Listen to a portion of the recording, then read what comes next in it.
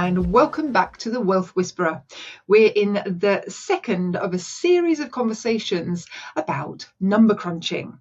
So you may want to get a pen and paper handy if you can, or if not, if you're driving, then just listen in, and then if you want to come back to it, you can always grab yourself something that you can make notes on this particular topic, because today I'm going to be sharing with you the difference between a yield and a true rate of return. Now, this calculation is extremely important in the context of property. And when you buy a property, knowing and understanding the difference between the yield of a property and the actual true rate of return, which I'm going to be explaining, is absolutely vital. All right, more will become clear as I go on. So let me explain, first of all, what a yield is. So when you walk into an estate agent's office and you ask them about viewing properties which you can rent out, one of the first things they will say will be talking about the yield that a particular property can create for you or could create for you. Now, I have utmost respect for a lot of estate agents and letting agents. And the thing is that they don't always know and understand that the yield is not the important figure. It's actually the true rate of return. So whilst the higher the yield number is important, because typically speaking, if you have a pretty high yield on a property, you're going to get more cash flow.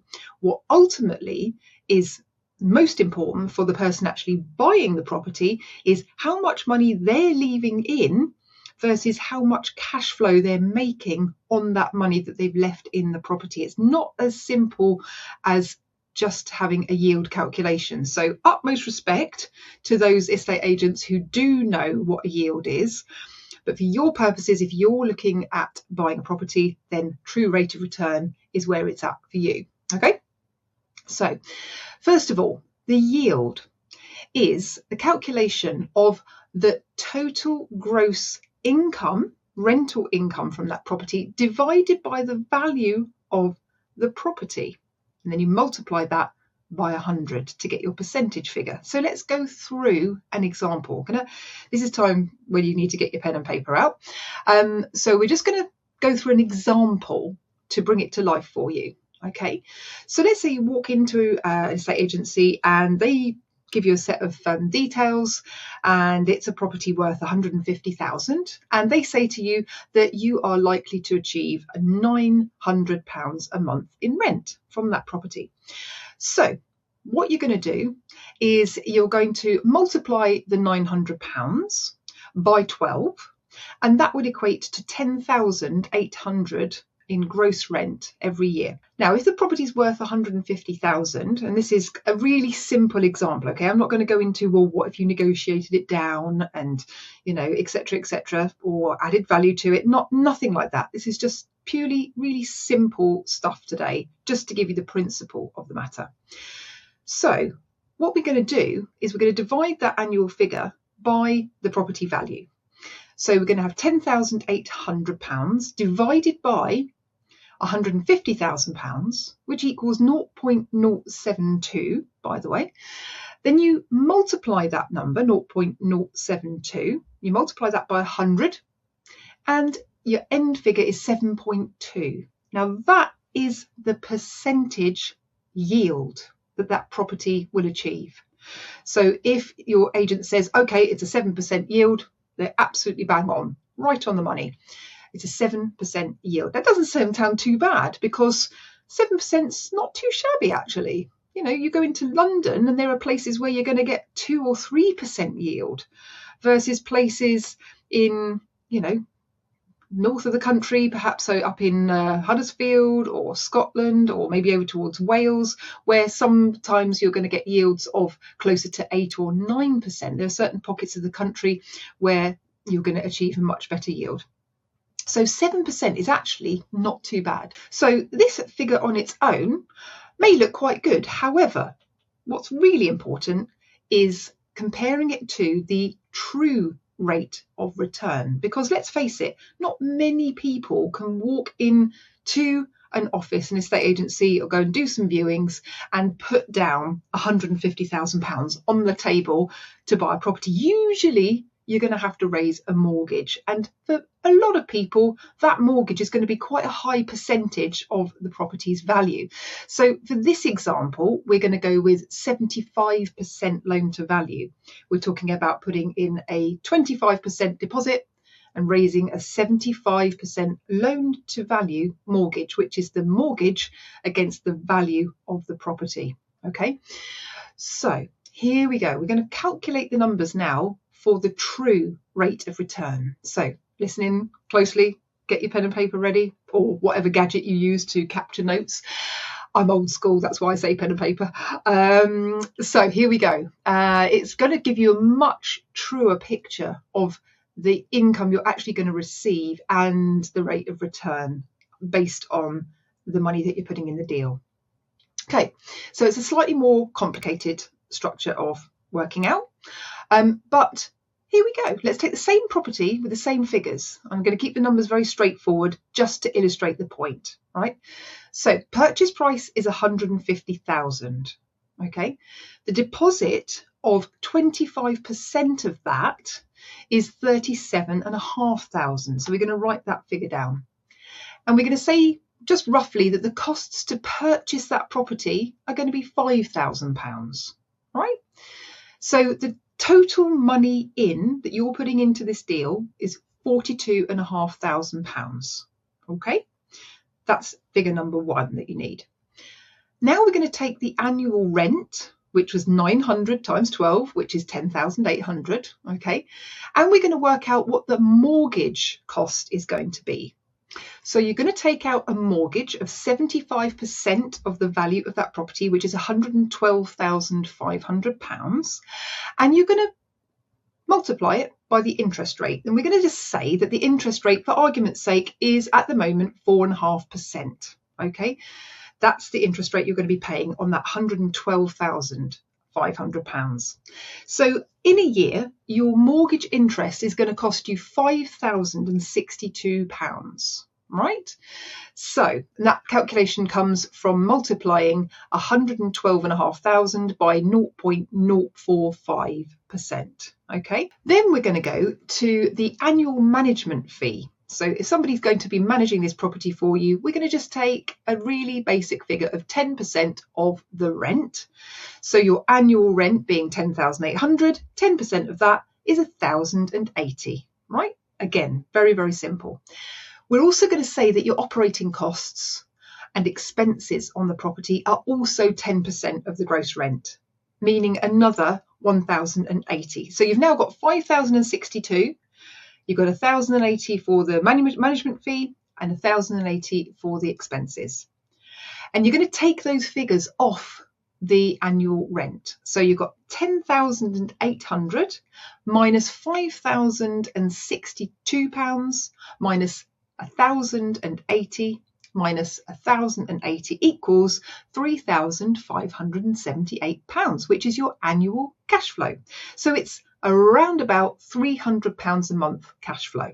Okay, so we're going to take that figure and we're going to do exactly the same thing that we did with the yield. We're going to take the cash flow, which is 3,578, and divide it this time by the amount of money that you put into the deal. And that was the deposit and the costs to buy, which were £42,500. So it's 3,578 divided by £42,500, which equals 0.084. You then multiply 0.084 with 100 to give you the percentage, which equals 8.4. So that's 8.4% true rate of return, meaning if you stuck that money in a bank account, you'd be receiving 8.4% interest. That's essentially what it means. So it means whatever money you're locking in, whatever that true rate of return is, that's equivalent to what you'd be getting as an interest rate from the bank, if that makes sense. So currently, A bank interest rate is about 4.5%. Okay, so a kind of decent return from a bank account at the moment is about 4.5%. That's all you'd get in a kind of regular savings account here in the UK at this moment in time. So it's a pretty good rate of return if you were to do this exercise instead, i.e. buy a property and put your money in there. Although personally, I'd prefer to see a much higher true rate of return, but it's not bad. It's not too shabby. And of course, the main advantage of buying a property versus leaving your money sat in the bank is that it has the potential to increase significantly in value over the course of time, therefore producing you a much better rate of return on the capital over time. That's what's happened for us over many years of building our portfolio, that some properties that we've had from the early days have really gone up in value compared to the mortgages and compared to the cash flow that we've had. And that's what's been the biggest gain in our business and enabled us to do everything that we are able to do, you know, in our lives at the moment. So whenever you're viewing property from a purely business perspective, you have to ensure that the return is there from the outset. And this is what this calculation does for you.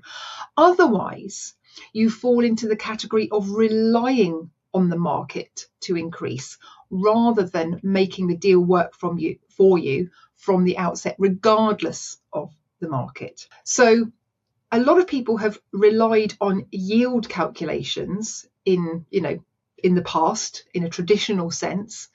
But as you will see, this true rate of return figure will give you a much truer picture of what you're going to be making, what your investment is going to produce for you.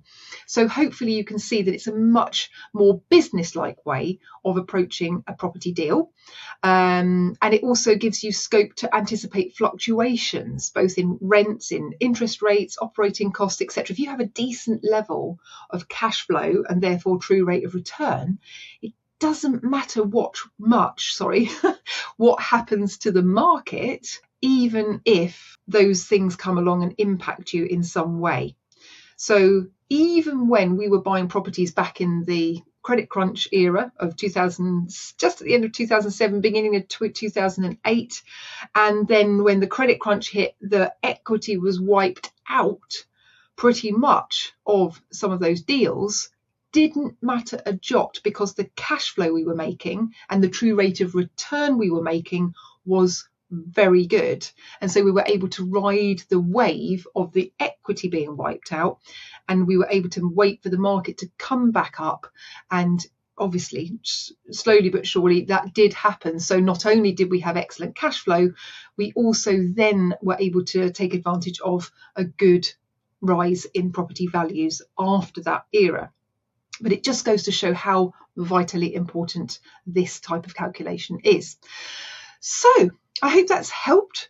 My take on it is that my golden rule of thumb, if you like, is to be making at least 8% true rate of return if you're going to go into a deal like this. Because let's face it, why would you bother otherwise? You could stick it in a bank account and, okay, it will kind of, do its thing.